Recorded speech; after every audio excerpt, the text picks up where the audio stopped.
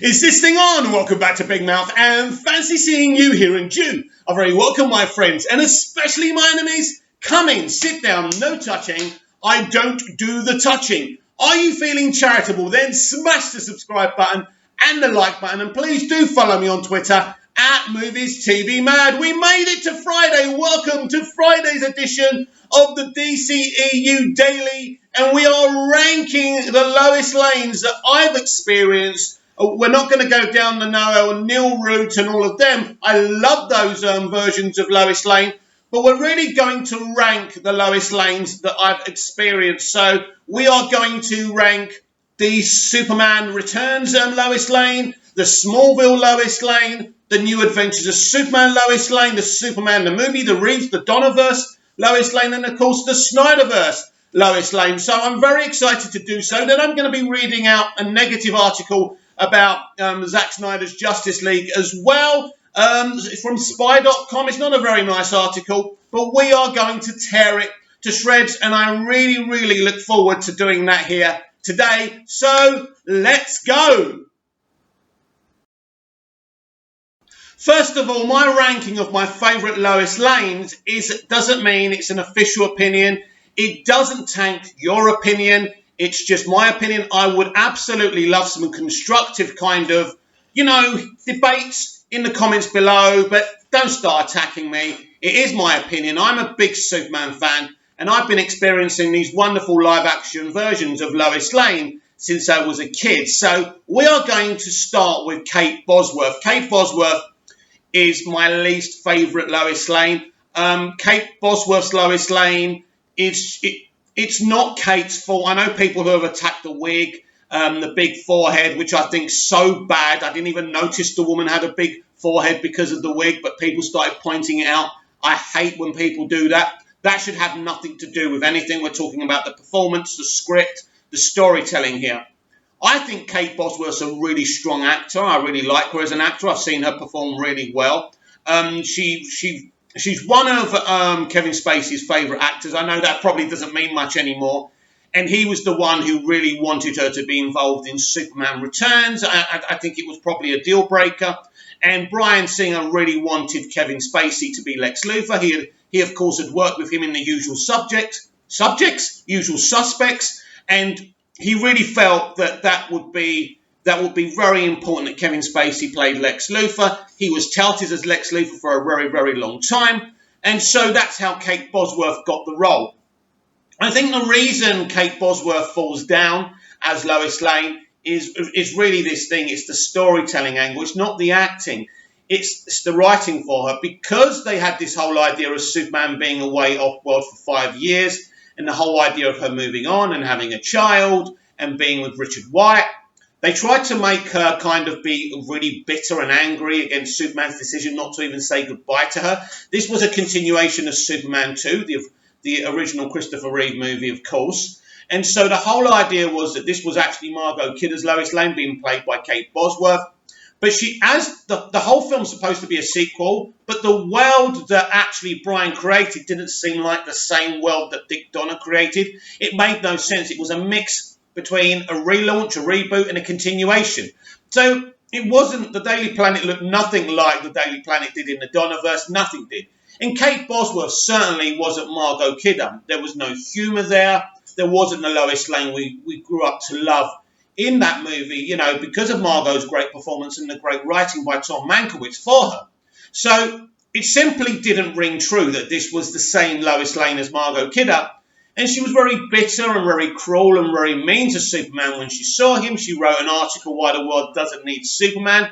I understand the commentary Bryan was trying to do here, but it simply didn't work. And ultimately, by the end of the film, she works a lot more than she does during the first half of the movie. But Kate Bosworth, unfortunately, isn't a great Lois Lane. Now, the next one on my ranking is Terry Hatcher. Now, Terry Hatcher is a really good actor. I loved her in Desperate Housewives and Tango and Cash, the two things I have experience of her in, apart from Lois and Clark, The New Adventures of Superman. First of all, I did not like Lois and Clark, The New Adventures of Superman. Let's be clear here. I know a lot of you did. It simply was not my cup of tea. And her version of Lois, again, just didn't ring true. especially before they got married, before they actually had a relationship.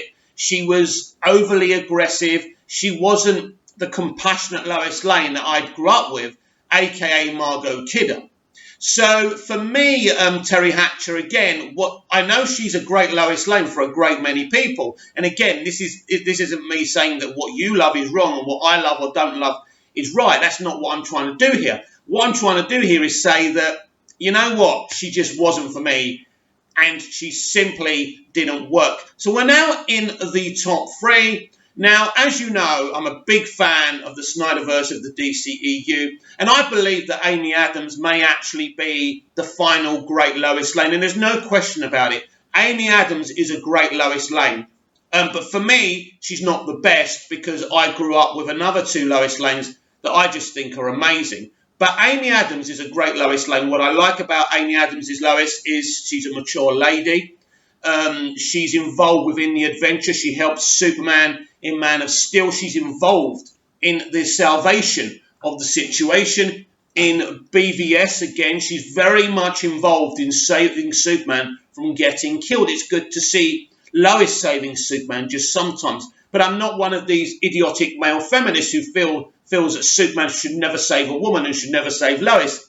That's ridiculous. We all need saving, and it doesn't really matter what our gender pronouns are, right? Let's be clear about that.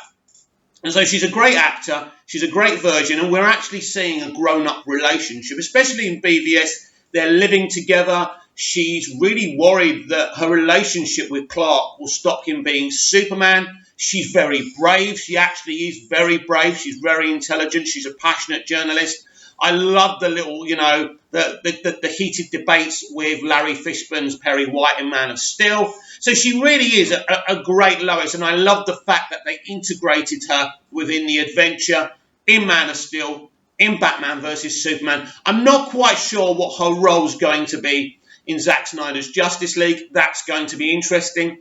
I kind of feel that she's not got a large role to play in this chapter, because we know there was going to be 3 Justice League movies. We even know there's a version of the story where she dies. Now, I don't know how that works, if that's within the future universe that never actually happens, or how that actually works. We know that Lois Lane is the key, and she's not the key by coming out in a car as Superman's fighting, like she was in Justice League. There's actually a proper arc for Lois. So I do feel in Zack Snyder's Justice League, I mean, this is a 4-part, kind of miniseries now. So I don't know what part she's going to play in that. But yes, she's definitely in my top 3. She's a great Lois Lane. She really is. She's mature. She's in a romantic relationship. She proves she loves Cal, but she is her own person. And she, as I say, she stands there. She runs around in BVS trying to prove Superman's innocence as well. That's great as well. I love that. She uses her reporter skills to do that. Very passionate in Man of Steel. She gets that guy to put her article about seeing the spaceship in his blog. I really like that character, by the way. I forgot his name, but he's great. I'd love to see more of him. Maybe he's in Zack Snyder's Justice League. Who knows? Only time will tell. By the way, we spoke about Zack Snyder's Justice League being released late 2021, September 2021. Apparently, a journalist did ask HBO Max, and they said that is simply not true. So that's good news that we get it early in 2021 rather than late 2021. But I'll let you into a little theory that I have, and I know I'm changing the subject from Lois Lane here. I feel we may get a shock announcement that Zack Snyder's Justice League could be released on HBO Max and around the world, maybe in December. I'm not saying I know anything. It's just a little theory I have. So keep your eyes on Big Mouth. If you haven't subscribed, please press subscribe so I can keep you updated. Also follow me on Twitter. And you can also follow me on Instagram as well, Mad Mickey's World. So I'm everywhere, basically. Anywhere you want to find me. You may not like what I do on Instagram and the other places, but definitely, if you're into your geek, at Movies TV Mad Twitter and Big Mouth here on YouTube. Anyway, yeah, so Amy Adams is my 3rd best Lois Lane. And let me be clear, Amy Adams is one of my favourite actors of all time. She's a great casting. and she really is a great Lois Lane, and I can't wait what we're going to see from her next, and hopefully she does have a future as Lois Lane. She's still a great actor, she looks great, and she should absolutely carry on playing Lois. So my number two ranked Lois Lane is Erica Durance. This is the version of Lois Lane from Smallville. She is absolutely tremendous from the first moment we see her, because I love it in the car when she's smoking, then she puts the cigarette down. That's a callback to Margot Kidder's Lois, who smoked like a chimney. But you really are seeing a young woman who potentially could be this great reporter. But when we first meet Lois, she comes to Smallville to investigate the murder of her cousin Chloe Sullivan, who at that time we think died in a safe house explosion at the hands of Lionel Luthor, who is Lex Luthor's father in Smallville.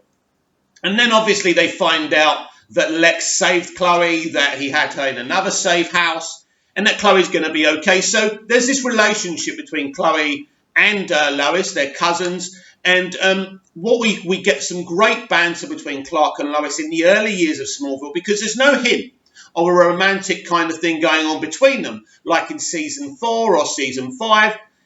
Even in season 6, you kind of tell that she does kind of like him, but she just doesn't want to admit it. It's great.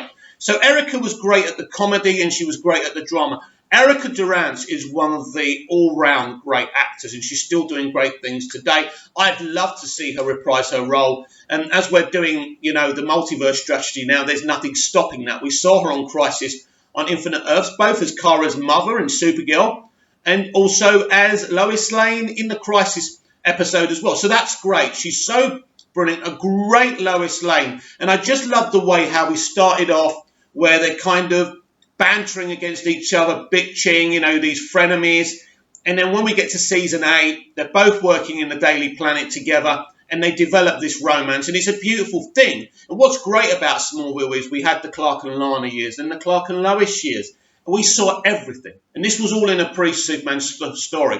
Erica Durance, undoubtedly, is a great Lois Lane. And if it wasn't for my top pick, she would be my favourite Lois Lane. Margot Kidder was my first live-action Lois Lane that I experienced.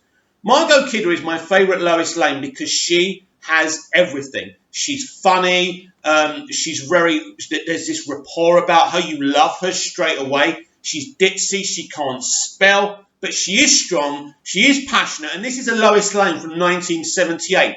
But she isn't a man-hater. She isn't unlikable. And she doesn't have this stern look on her face like most of the feminist actors in Hollywood today. She really was a relatable character for women and for men. She's beautiful, but she's beautiful in an unglamorous way. She could be someone you work with, and that's what I like about her. She's so good, and the chemistry between her and Chris was beautiful. They bounced off of each other, and I know choosing this Lois Lane for some of you, especially the Snyder fans, and I'm a Snyder fan too, as you know. I can't wait for Zack Snyder's Justice League. It's just that this was the first version of Superman I saw, and she was the first Lois Lane I saw, and she had that impression on me. So, for me, Margot Kidder is the best Lois Lane of all time, but I will say my top 3 choices are Lois Lanes I equally love. In fact, you could just say they're equally as good as each other, but I wanted to do a little ranking because, as I said about Amy, and I want to talk about this for at least a minute or so, is I do believe she will be the last great Lois Lane. And why do I feel this? Because I feel we are going in a dystopian feminist gender war society where we're talking about femworld, we're talking about horrible, toxic males, and the women must be stern and angry and must hate the men. And as we go deeper and deeper into that narrative, I think Lois Lane will become more and more of a stern-faced feminist, an unlikable person, let alone a woman, right? Amy Adams' Lois Lane is so likable, so relatable. She's not a Lois Lane with a big sense of humour, which is obviously fits into Snyder's and Nolan's and Goya's universe, right? But she's got this strength. And you really like her because she's the Lois Lane that I always shout about, because not in terms of the actor, but in terms of what she represents, because she cares about the world. She wants to report the truth. She tells Perry White, what is the Daily Planet? And Clark does that to Perry White and BVS as well. But she really is passionate about telling the truth, about bringing Luther down. And, she does care about the world that she lives in. And that's what I've said to people who Lois Lane is. She leaps off the page. She's got this big personality, but she also cares about the world, and she cares deeply about Clark too. And I do feel she could be the last Lois Lane that we get. The last great Lois Lane we get. We're going to have plenty more Lois Lanes. Now, we know we've got a brand new Lois Lane in the Superman and Lois TV show. I don't like the casting. I do like the actor, but I don't like the casting. I just don't think any part of this woman is simply not Lois Lane. Her reactions, the way she plays the role, it's not for me, but this is a CW developed show, and I'm not surprised. But I am expecting big things from Superman and Lois. It's going to have this big family dynamic. It's going to focus on the kids a lot as well. One of them's got superpowers, one of them hasn't. I think it's a very different, interesting way of doing things, and it is going to be run by the guy who runs Flash Season 1. And Flash Season 1, as you know, is a show that I absolutely love. So I am positive about the show. I'm just not too sure about this version of Lois Lane. But I hope I'm proven wrong, because I want anyone playing Lois Lane to be given this support that they deserve. And to be fair to her, we've only seen her in fits and starts so far. So who knows how good or how bad she's going to be. Oh dear, there's so much hate towards Snyder. You know what? It's interesting, isn't it? I don't really like the Supergirl TV show and its direction and its commentary. I don't like what they've done to The Flash since Season 3. I didn't like what they did to Arrow since Season 3 and 4, right? But did I go after those creators vehemently? No. Did I attack them? Was I aggressive towards them? No. So why do people who don't like what Zack Snyder did with Watchmen and, the DCEU so horrible and aggressive towards him and us, his fans? It's a mystery. Anyway, this is Spy.com, and this is what they've got to say. Sorry, nerds, but the Snyder Cut won't fill that gaping hole inside of you. This trailer has already filled that gaping hole. Just imagine what the actual 4-part miniseries is going to do. So you're already wrong. This weekend, director Zack Snyder and Warner Bros. Released a long-awaited teaser trailer for the Snyder Cut, a director's cut of Justice League coming to HBO Max in 2021. What kind of cinematic machinism could inspire people to actively campaign for the release of Justice League, a movie that earned a measly 40% on Rotten Tomatoes? Already you're sitting yourself down. That's a film that was nothing like Zack Snyder's Justice League. It's a different film. It's a Frankenstein's monster, as you well know. But even if that wasn't the case, who gives a fuck about Rotten Tomatoes and Rotten Tomatoes scores? Movie media, Rotten Tomatoes, critics, nobody cares. Fandom, AT&T and Warner Media have taken your voice away. Now they are the voice, and we are the voice. You are done, but keep on crying those salty tears. Now we all have an empty place deep inside ourselves. Some people try to fill it with religion or love for their children. Some people throw themselves into work or turn to drugs and alcohol. Some people try all of the above with varying degrees of success. Then there are those who turn to pop culture fandom. Many nerds find community escapism and joy from their fandom of choice. I definitely have as a teenager. I once drove 3 hours to see the Wizard rock band Harry and the Potters perform to the Greensboro Public Library. Good for you. So I'm the last person to judge kids for their geeky interests. However, there is one group of fans I truly pity. Fans of Snyder's weirdly bleak Justice League, the tentpole picture from the DC Cinematic Universe. Such as it is, it's hard to watch a group of people hurting themselves over and over. Now that the Snyder Cut teaser trailer is live, I have to say something. The Snyder Cut will not fill that empty space inside of you. It's not too late to stop caring about this incompetent and joyless franchise. You deserve better, and it's not your fault. let me be absolutely clear here. You are spitting mad because you lost, and all you journalists lost. We won, Zach won, Warner Media and AT&T are in charge now. Your voice simply doesn't matter. Now you're asking me, why am I reading this article? Because I think it's important to dispel hate and myths about things, right? You are angry because Zack Snyder created a dark version of DC characters, but in fact it's not all dark, and there are some inspirational moments. It's really funny listening to the fandom menace and how unclued up they are about the Snyder Cut, right? They actually think the Sard is Steppenwolf. How hilarious. So they're really funny. Anyway, so he goes on to say the Snyder Cut will not fill that empty space inside of you. It's not to get, basically. So now we come to this. What is the Snyder Cut, and why do a small group of people care so much about it? A small group of people. Do you think a small group of people could have campaigned to convince the newly formed Warner Media to release the Snyder Cut on HBO Max? No, we're a huge group of people, and we're getting bigger and bigger every day, and you hate it. On Saturday, August the 22nd, director Zack Snyder released the long-awaited teaser trailer for the Snyder Cut, the fabled director's cut of Justice League. After many long years of campaigning from fans, the movie will finally come to HBO Max in 2021. Today, a lot of people define themselves by the pop culture they consume. There are anime lovers, K-pop obsessive, TikTok and YouTube star stands, the grown-up obsessed with young adult books and comic book nerds. Yet, even as we obsess over our fandoms like never before, we're constantly being let down.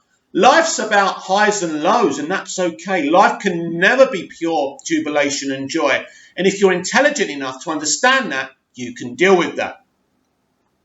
You may have noticed that the fans who loved Game of Thrones the most were those who seemed to hate the finale the most. The harder you identify as a Star Wars fan, the more likely you were to be bitterly complain about the latest Star Wars movies online.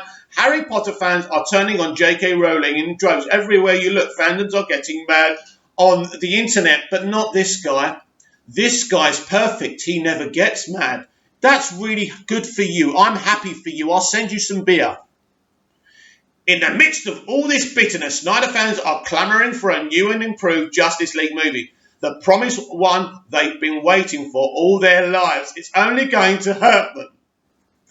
If you're looking forward to the Snyder Cut, if you ever tweeted the hashtag release the Snyder Cut, then I'm begging you to lower your expectations. No matter how good the director's cut is, I promise it's not going to fill that hole inside you. And let's be totally honest with each other. You know it's not going to be any good. No, we don't know that. We know it's going to be good. We know it's going to be great because we know Man of Steel and Batman vs. Superman. It's a continuation from those two films. So we have no doubts or no queries. We're going to love what we're going to get. Fandom was never meant to form a core and lasting part of your identity. Caring passionately about a work of fiction isn't replacement for enriching life. Is that why, when I came home after being bullied at school every day and watched Superman the movie, it enriched my life? When I looked into Christopher Reeve's eyes, I felt stronger and I felt empowered. You are wrong.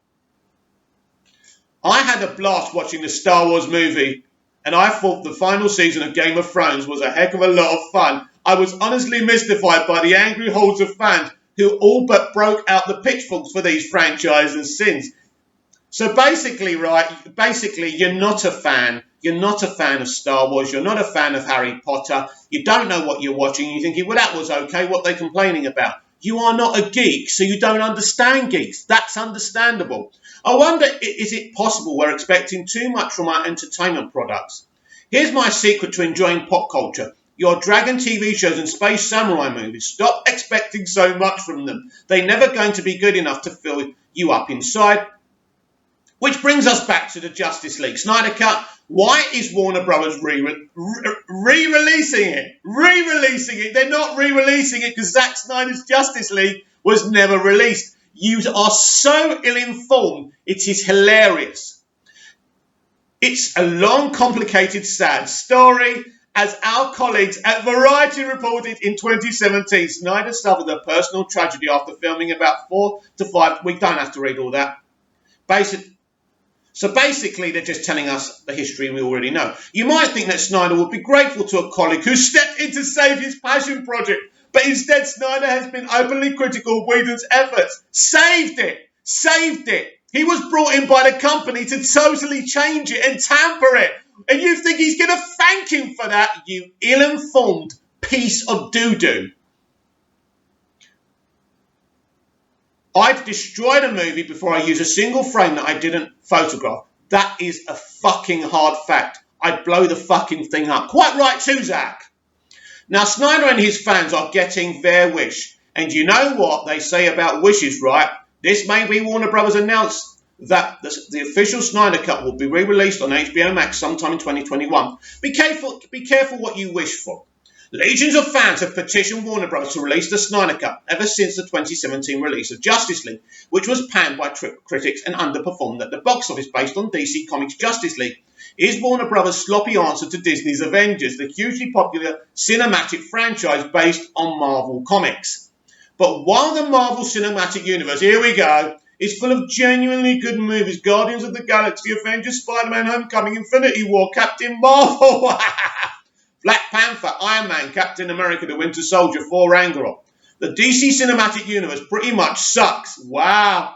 Wow. What a great critic you are. With the exception of Wonder Woman movies, like Man of Steel and Suicide Squad have failed to replicate Marvel's winning formula. It's the same old rhetoric all the time, isn't it? But some fans still believe the Snyder Cut will finally deliver the Justice League movie they always wanted. Snyder himself has been a big cheerleader for the fan campaign. He's all but called Whedon's Justice League an abomination, because it is. It's not his movie, and you know it. There's just one problem. Justice League was a fundamentally bad movie. Yes, not Zack Snyder's Justice League. The entire foundation was rotten, and so when the Snyder Cut is finally released, it will still be as bad. It will still be a bad movie. This is basically, right, this is where we are now. This is where, basically, it's so embarrassing when you write about something and you want to be hateful and you want to be one-sided, but you don't have the information to back it up. We're actually been down this road before. Snyder previously adapted the graphic novel Watchmen into a 2009 movie like Justice League. Hardcore fans of the comics were largely disappointed. Fans were promised a director's cut and then an even longer ultimate director's cut, which was supposed to contain Snyder's true creative vision, kept from reaching theatres by Warner Bros., as if negotiating her artistic vision and studio's interference isn't a huge part of the director's job in the first place. Yes, Warner Brothers did force Snyder to cut Watchmen's runtime, but there wasn't a better movie on the cutting room floor, because while the 3-hour Watchmen director's cut had a couple of fun deleted scenes, that's all the director's cut amounted to. A slightly longer version of the same disappointing movie, Batman vs Superman, also got a 3-hour director's cut, and it wasn't any better than the original either. Yes, it was. It was Zack's vision, and it was beautiful. Now, there are reports that the alternate cut of Justice League clocks in at more than 3.5 hours, 4 hours actually. It's possible that making a bad movie even longer could pay off this time, but Justice League fans would be wise to keep their expectations very, very low. The hard truth is, you know it's not going to be truth when he says that Snyder doesn't make good movies. Basically, right, it's just his point of view, and he's making his point of view a fact. This is what I was trying to explain to you when I was giving you my Lois Lane opinion. It's not a fact, it's just my opinion. The hard truth is that Snyder doesn't make good movies, just expensive ones. His filmography is full of joyless blockbusters, mediocrities like 300, Batman v Superman, and yes, Justice League. There are 3 very good reasons not to get your hopes up about the Snyder Cut. Already you've proved to me why I should get my hopes up. Because basically you hate Snyder, so why would you like Zack Snyder's Justice League? But I love his movies, I love BVS, MOS, so I know I'm going to love it. Thank you for getting my hopes up. Zack Snyder is no Joss Whedon. Thank fuck for that. Snyder has a very particular style of filmmaking. His dark vision of DC Comic Universe is needlessly bleak. You're wrong. In fact, his cinematic universe is so bleak, fans have started using the term gridmark to describe it, because God forbid anyone has a good time watching a Superman movie. I had a very good time watching Man of Steel and Batman vs Superman. I'm sorry you didn't enjoy it, but there are other less kind of darker movies if you want to watch them. That's what variety is about, and that's what making a choice is about. Compare Snyder films like 300 and Sucker Punch to Whedon's body of work, the Whedon's genius behind pop culture classics like Buffy the Vampire Slayer and Toy Story. Whedon co-wrote the script. How can you compare Buffy and Toy Story to DC movies? Think about that. Screenplay. Whedon directed Marvel's Avengers in 2012, but he also made cult movies and TV shows like The Cabin in the Woods and Firefly. Whedon always brings out the best in his cast. You mean by abusing them and threatening them? Is that what you mean? Allegedly. And his work is full of enthusiasm and unironic joy. Snyder's slow-mo action flicks certainly have a lot of enthusiasm, but they're completely lacking in joy of any kind. I'm sure everyone had great joy making the Whedon movies while he's losing his temper. Take Batman vs. Superman, the Snyder movie that preceded Justice League at the time of its 2016 release. Variety wrote that Batman vs. Superman Dawn of Justice wasn't just a disappointing symbol of everything that could go wrong in a Hollywood comic book movie. It was ponderous and inflated, its logic didn't pass, and more than that, it oozed a kind of solemnly overripe darkness that was meant to signify integrity, but was in truth laid on with a culprit trowel. Basically, right, I don't care. And isn't it funny now that the Hollywood reporters' tongues are right up Zach's arse? These people don't have any true opinions. They say whatever suits them at the time, right? And whatever studio is feeding them the money. That's the truth. The Hollywood reporters' assessment there of Batman vs. Superman is so inaccurate. It's like they didn't even bother watching it. That's the truth. But everyone's entitled to their opinions. It doesn't prove that Snyder's work is inherently bad or inherently good. It just means it's all about opinions. When Marvel and Whedon released Avengers, they didn't just make an obscene amount of money. They proved that Marvel had created a brand new genre of film. No, they're just comic book movies. We've had comic book movies since Superman the movie. He didn't create anything. The shared cinematic universe they carefully built the Marvel Cinematic Universe over a series of interconnected films that largely stood on their own while also building a larger world. On their own, they've had more crossovers than a crosswalk. Warner Bros. Tried to replicate that formula by rushing hastily assembled Justice League to theatres. They wanted to steal their cake and eat it too. So no matter how Snyder Frankenstein's together a Justice League 2.0, it's a house built on a rotten foundation, and a house built on Batman vs. Superman cannot stand. Oh, it's going to stand. It's already standing. Batman vs. Superman over 800 million, nearly 900 million. Man of Steel over 600 million. Suicide Squad nearly 800 million. Wonder Woman nearly 800 million, right? Shazam made 3 times its budget. Harley Quinn, Birds of Prey, made more than its budget, right? Aquaman made over $1 billion. That's just the DCEU. Do you want me to start on Joker as well? So again, you are wrong. Apparently, Zack Snyder has learned nothing. How will Zack Snyder's Justice League 2021 differ from Justice League 2017? Well, for one, the movie's villain has been given a makeover. Literally, Snyder revealed that he's added more horns and spikes to the baddie's super suit. So it's got that going for it. Basically, this is the original Steppenwolf. He hasn't just come in and chucked some metal on Steppenwolf, right? But again, you're uninformed. And in case you were worried that Snyder wasn't taking himself seriously enough and might actually make a fun movie that you enjoy watching, the teaser trailer features a super serious rendition of Hallelujah. Over darkly lit action shots, the trailer is classic Snyder. Sexy heroes, flashing skin. Epic slow motion, money shots, it's eye candy for anyone that loves superhero action, sexy women or shirtless himbos, but that's all it is. So you missed the bit when Clark was hugging the 2 most important women in his life, Martha Kent and Lois Lane. That was very emotional. That wasn't sexy, was it? But oh well, you carry on with your false narrative. If it feels like you're watching the same Justice League except in super slow motion, that's because you are. No, that's because you are not. If it feels like we've been down the road before, it's because we have here. Snyder talking to film critics about his fight with Warner Brothers over his movie's runtime. I want to make the best movie I can. I want to put pressure on myself as a filmmaker and say, what's the coolest movie? And if the coolest movie is 3 hours long, then that's the coolest movie. I understand and respect my partners at Warner Bros. I want them to have financial success with the film. You know, when you look at it that way, They invested a lot of money into it. They want it to be good. But on the other hand, I would tell them that I think the very thing that they think are too long or too violent or too sexy are the very reasons to go to the movie. By the way, that quote comes from 2008, reference to the Snyder Cut of Watchmen, not Justice League, because apparently Snyder has learned nothing in the last 12 years. I don't think it's Snyder who hasn't learned everything and hasn't evolved. In fact, he has evolved into a great filmmaker. I think it's you people who want to see 100% happy, clappy movies that are fun wherever you look. It's you who have a really bleak look at films, because if I'm just going to look at a film world that's just bright and happy everywhere I look, I want to see those kind of movies, but not every time I go to the cinema, then you are the problem, not Zack Snyder.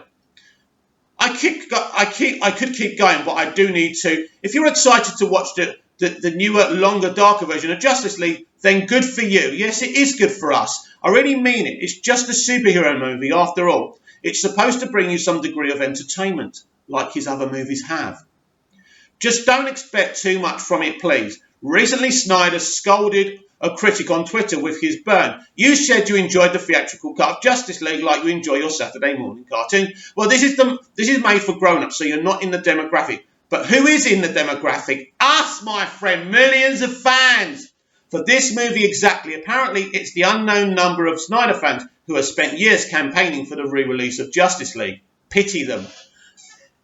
No, don't pity us. Please don't pity us. Please don't pity us one iota. And shall I tell you why? Because we stood up with one of the most famous, talented, artistic storytellers of all time. And we said, you threw this man overboard just months after he lost his daughter. And you blamed that suicide, that tragedy, on his departure. But we knew we loved Man of Steel and Batman vs. Superman. And we wanted the continuation of that film. And we saw no reason why we couldn't have it. So we fought for it. And we campaigned. We went up against the studio entity. And they fought us. And they fought us. And they lied. And they lied. And they tried to destroy us. And they kept on trying to destroy Zack publicly. But then a funny thing happened. AT&T bought Time Warner. And now Warner Brothers is owned by a company that want to stand with the public and the consumer and not against them. And now all these entities, all these media people who are writing toxic articles like this because they lost. They lost. They don't have a voice anymore because AT&T has ripped it away from them. It's us, the fans, who have the voice now. It's Warner Media and AT&T standing with us who have the voice now. This is why we're getting this multiverse strategy. So we can live in an entertainment world where everyone gets what they want. And if the consumer gets what they want, then companies make money. This is what this little Hitler doesn't understand, or Hitlers like him. And they're everywhere. And they're going to keep on spewing out this vile and these articles. But it doesn't matter, my friend. You know why? He lost, we won. No, please, don't feel sorry for us. Because Zack Snyder's Justice League is going to be one of the greatest films we ever saw. Because we've already seen two of the other greatest films we ever saw. Man of Steel and Batman vs. Superman. And this is just a continuation. And I'm sorry to upset you. But now Warner Brothers have got a perfect platform for Zack Snyder to keep on making these DC movies. HBO Max. So you're going to keep on writing negative articles because Zack Snyder isn't going anywhere. Within this multiverse strategy, we can have Snyder at HBO Max. We can have other filmmakers like James Gunn releasing into the cinema. Everyone can get what they want. Comment down below. Like, share and subscribe. And I'll be back tomorrow with even more DCEU Daily. See you again soon.